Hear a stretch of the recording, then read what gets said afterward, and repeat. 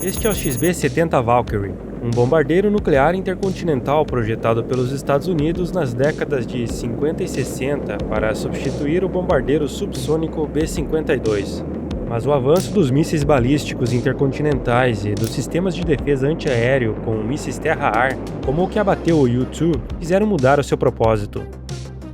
Ele acabou sendo usado pela NASA para experimentos em velocidades supersônicas de longa duração, principalmente visando uma aeronave de transporte supersônico de passageiros. Isso porque ele era gigante, se aproximando bastante de uma aeronave de passageiros, tanto que eles até consideraram algumas versões comerciais. Eles estavam tão convencidos de que conseguiriam vender uma versão de transporte que, durante uma manutenção, até adicionaram janelas temporárias no primeiro protótipo. Tinha 56,6 metros de comprimento, 32 de envergadura e incríveis 9,14 metros de altura. E com um peso máximo de decolagem de 246 toneladas, era capaz de alcançar Mach 3 a uma altitude de 23 km, com uma autonomia de 6.900 km. Isso há 60 anos atrás. Em 1957, a North American Aviation disputava com a Boeing um contrato com a Força Aérea dos Estados Unidos para a construção de um bombardeiro estratégico supersônico. A Boeing, que já tinha construído aviões como o B-52, era a favorita com o seu modelo 804-4. Eles eram muito parecidos com Canards, asa em delta e 6 motores. Mas o Valkyrie se diferenciava com os motores montados dentro do corpo da aeronave, com a enorme entrada de ar dos motores embaixo da asa e com as pontas das asas que dobravam para baixo. Com isso, ela se aproveitava de um fenômeno que aumentava enormemente a sua eficiência em velocidades supersônicas, fazendo ela sair vencedora do contrato. O sistema funcionava assim: até Mach 0,9 em torno de 7,6 km de altitude, as pontas das asas operavam em 0 graus. Entre Mach 0,9 e 1,4 e até 12 km de altitude, operavam dobradas em 25 graus.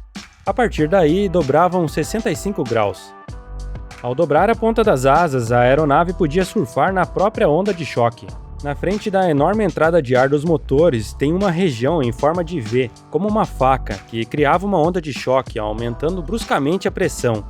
Em Mach 3, essa onda se inclinava para trás, com a região de elevada pressão ficando embaixo da asa em formato delta, que tinha angulação de 65,57 graus. Dobrar as pontas das asas em 65 graus para baixo fazia com que essa onda de choque refletisse nessas superfícies, aumentando ainda mais a compressão. Com isso, a pressão embaixo da asa aumentava cerca de 195 kgf por metro quadrado. Como essa onda de choque não se propagava para cima da asa, gerava a chamada sustentação por compressão, aumentando em 30% a sustentação total. Isso permitia um menor ângulo de ataque, reduzindo o arrasto. Outro fator era que, por possuir asa em formato delta, conforme ela alcançava velocidades supersônicas, o seu centro de sustentação se deslocava para trás do centro de gravidade, fazendo seu nariz baixar. Os elevons poderiam ser usados para contrapor esse efeito, mas a correção teria que ser tão grande que aumentaria bastante o arrasto dessas superfícies de controle. Já com essa alteração na geometria da asa, a sustentação da região atrás do centro de gravidade era reduzida, deslocando menos o centro de sustentação e exigindo apenas uma pequena correção. No caso do Concorde, combustível era bombeado para a parte de trás da aeronave, deslocando o centro de gravidade, compensando esse efeito. Como a ponta das asas dobrava bastante, 65 graus, ela também fornecia mais superfície vertical, o que auxiliava na estabilidade em velocidades supersônicas, e permitiu reduzir a área dos estabilizadores verticais pela metade, reduzindo 60% do peso deles, em torno de 1.340 kg.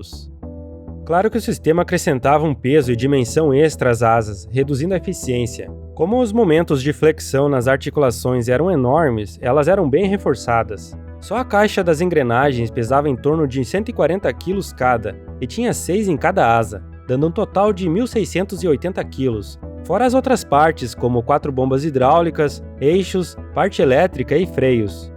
Mas a melhora na performance devido à sustentação extra gerada pela onda de choque e pelo deslocamento do centro de sustentação, reduzindo o arrasto nos elevons, além da maior estabilidade, superavam esse fator. Além disso, tinha também a redução do peso dos estabilizadores verticais e do atrito causado por eles. Curiosamente, as maiores forças nas pontas das asas não eram nas maiores velocidades. Isso porque o ar é menos denso nessas altitudes, contrapondo o efeito da velocidade, e também porque elas ficavam dobradas para baixo, reduzindo a força de sustentação nessa superfície, sofrendo uma menor força principalmente nas pontas. A maior delas ocorria em Mach 1,4, com as asas dobradas a 25 graus e a aeronave com um ângulo de ataque de 5 graus, e era extremamente grande, em torno de 700.000 Nm. Para ter torque suficiente para dobrar as pontas das asas, a taxa de redução da caixa de engrenagens era de incríveis 32.000 para 1, um feito impressionante. Desconsiderando o atrito e a eficiência do sistema, um motor atuador elétrico ou hidráulico com 22 Nm de torque já daria conta, podendo ser facilmente menor que 30 cm de diâmetro. Demorava em torno de 17 segundos para dobrar a asa de 0 a 25 graus, e mais 27,2 segundos para chegar a 65 graus. Outra curiosidade é que a primeira aeronave tinha as asas sem inclinação no plano horizontal, ou seja, diedro zero. Já a segunda foi projetada com um diedro de 5 graus, ou seja, com as extremidades inclinadas para cima. Ela voou pela primeira vez em 17 de julho de 1965 e apresentou uma grande melhora na estabilidade. Mas e por que elas não foram projetadas com as pontas fixas na posição para baixo? Em velocidades subsônicas, como pouso e decolagem, ela não conseguia gerar sustentação prendendo as ondas de choque, pois elas não ocorrem nessas velocidades. Dessa forma, uma maior sustentação era gerada com toda a asa na horizontal, o que era necessário, por exemplo, para a velocidade de pouso não ser tão elevada. Outro ponto é devido à altura da aeronave em relação ao solo.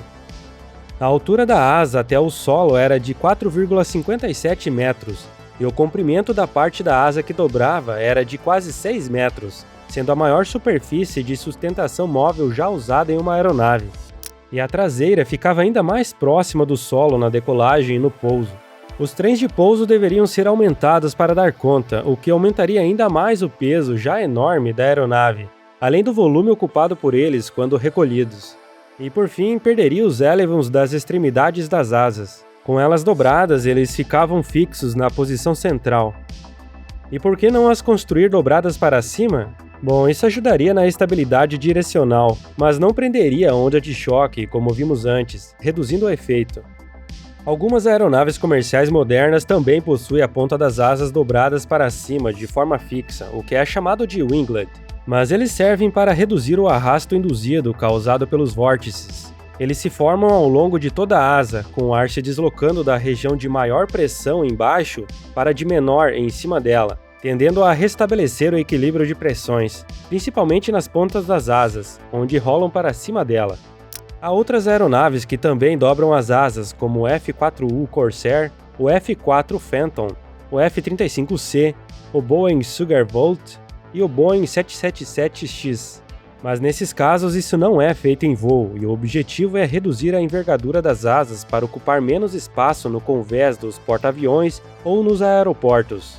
Apenas 2 protótipos do XB-70 foram construídos, com um terceiro tendo sido cancelado em fase de construção, e o segundo sendo destruído em um acidente em 8 de junho de 1966.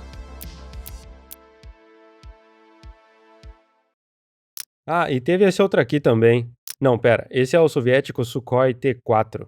Mas ele era bem menor e não chegou nem a alcançar Mach 2, com o programa sendo encerrado após 10 voos do primeiro protótipo.